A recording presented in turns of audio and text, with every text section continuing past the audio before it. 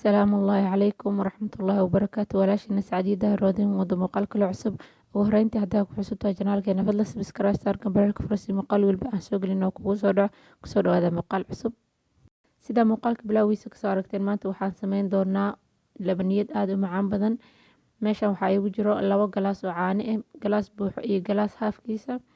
kadib waxaa ku daraya 4 qaado oo sokor xoogaa yar isku walaaqaya dabkana wuu ii gaabsan yahay caano iyo sokorta ayaa isku soo daray xoogaa markaa isku soo walaaqay kadib waxaa ku daray 4 qaado qiyaasteeda oo warange ah warangada bedelkeeda waxaa isticmaali kartaa kastar kadib marka aad isku walaaqo si oo kuskuuska iga ba waxaa isticmaali doonaa xorbinta oo keega lagu qaso kadib marka aad ku qaso xoogaa marka aad qaso waxaa isticmaali doonaa ukun si oo kalar qurux badan oo igu noqdo oo cadaanka uga tago oo jaalana u gaarin kadib waxaa isticmaalaya vanilya ayaa ku dari doona insha Allah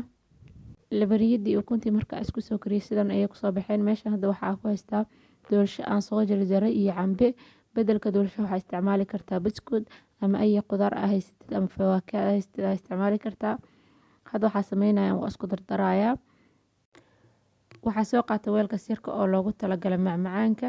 kadib waxaa sameynaya waxaa ku shubayaa 2 qaado oo doorshiya ah soo jarjaray haddana waxaa ku daraya labaniyada marka labaniyada ku daro haddana waxaa ku daraya cambaha haddana waxaa ku soo celinayaa doorshiya aan jarjaray haddana labaniyada ayaa ugu dambaysiinaya sidaas ayaa ku wadaya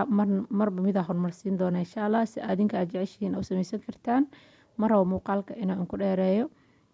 ina idin soo yareeyo ayaa rabaa kadib marka sidaas aad u soo dhameysid waxaa gelinaysaa talaajada si uu u soo qaboobo